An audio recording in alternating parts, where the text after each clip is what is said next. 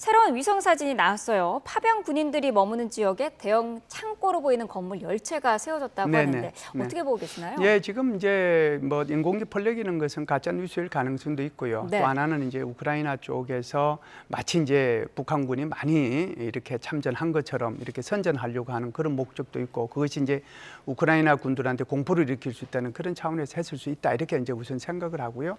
지금 말씀하신 것처럼 대형 창고 10개는 어디냐면은 우스리스크거든요. 그 우스리스크가 어디냐면은 블라디보스토크에서 한 100km 이제 북쪽으로 떨어져 있는 데가, 거기가 바로 시베리아 횡단철도의 시작점, 만주 철도의 횡단철도의 시작점이 바로 우스리스크입니다. 그 우스리스크에 아무래도 이제 그런 중요한 곳이니까 거기에 러시아 군부대가 있겠죠. 그러니까 러시아 군부대에서 얼마 떨어지지 않은 곳에 지금 말씀하신 것처럼 열차의 새로운 건물들이 준공이 된 것이 엊그제 이제 발표가 됐는, 저 영상으로 확인이 됐는데, 그럼 이게 이제 무슨 용이냐 하는 거잖아요. 그러면 지금까지 우리가 북한에서 러시아로 한 13,000개 정도의 컨테이너가 갔잖아요. 거기에는 총, 포, 탄이 갔을 거예요. 그러면 여기서 다시 이제 기차로 실어 보내야 되니까, 거기가 발진 기지니까 그러려고 하면 그걸 잠시 보관해야 되잖아요. 그 보관용으로 이것이 준공이 됐고, 앞으로 그거 용도로 계속해서 활용될 가능성이 있다, 이렇게 보죠. 네.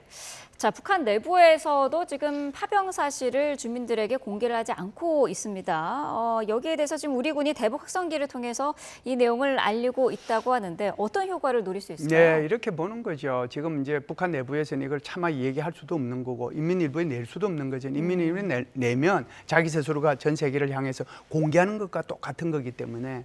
그래서 지금 대북 확성기 방송을 통해서 몇 가지 얘기를 합니다. 그래서 우리 국정원에서 발표한 18일 내용 얘기하고요. 탈영병 18명 이렇게 했다가 다시 뭐 부검되는 이것도 얘기를 하고요. 그리고 이제 북한의 이런 이제 6명이 장교들이 한 2주 전에 사망했잖아요.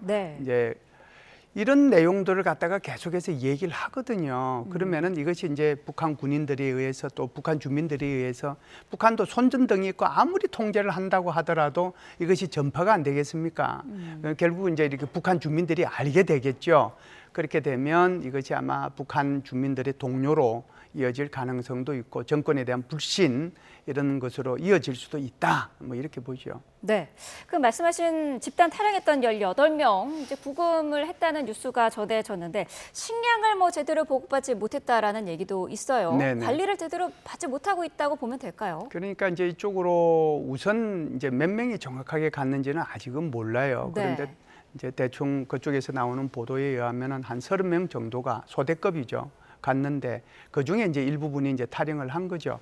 18명이 탈영했으면은 30명 중에서 18명이면 반이 넘잖아요.